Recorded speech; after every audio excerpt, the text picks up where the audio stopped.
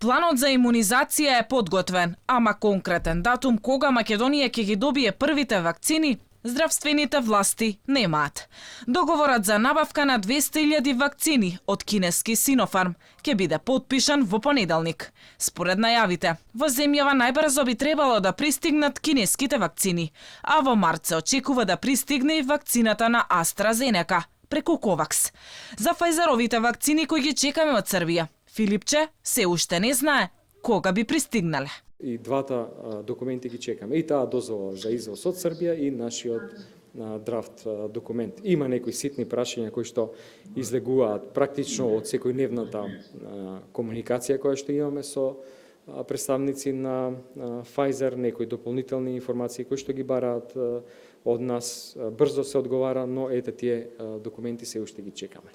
И во ситуација кога земјава досега нема добиено ниту една вакцина, Филипче не размислува за набавка на руската вакцина Спутник, која на земјава е одамна понудена. Иако земјите од ЕУ веќе почнаа да ја нарачуваат и е докажано дека е 92% ефикасна. Ресорниот министер не ја открива причината зошто се противи на тоа. Отворени сме и за таа опција секако. Меѓутоа во овој момент нема да правиме ништо посебно и конкретно кон ниту еден друг извор на вакцини, поради овие две работи кои што ги спомнав претходно.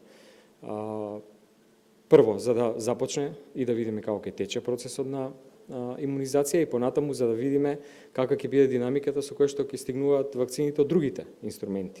Наспроти ова, македонците најмногу и веруваат на руската вакцина. Анкетите покажуваат дека 30,3% од граѓаните би се вакцинирале со Спутник В, покажува анкетата на Макфакс. На прашањето која вакцина би ја избрале против COVID-19, третина од анкетираните граѓани се определиле за руската вакцина. Но голем е процентот, 29,3%, и на оние кои изјавиле дека не би избрале ниту една вакцина и дека нема да се вакцинираат. Анкетата беше објавена на 3 февруари, а гласале 6578 луѓе. На прашањето дали заради тоа што граѓаните ги остави без заштита, а имал можност да набави одредени вакцини, ќе понесе одговорност. Министерот го избегна одговорот.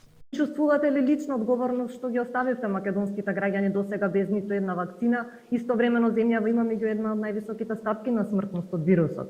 Мислам дека ќе бидеме една од ретките земји која што во прв момент ќе обезбеди значајна количина на вакцини за сериозно голем процент од населението.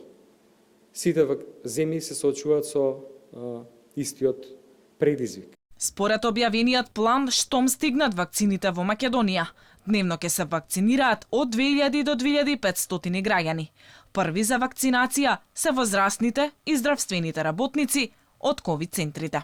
Во втората фаза, здравствените работници со умерен ризик, вработени во витални институции, лица на 65 години и помлади, ако имаат коморбидитети. И во третата фаза ќе се вакцинираат сите други што сакаат.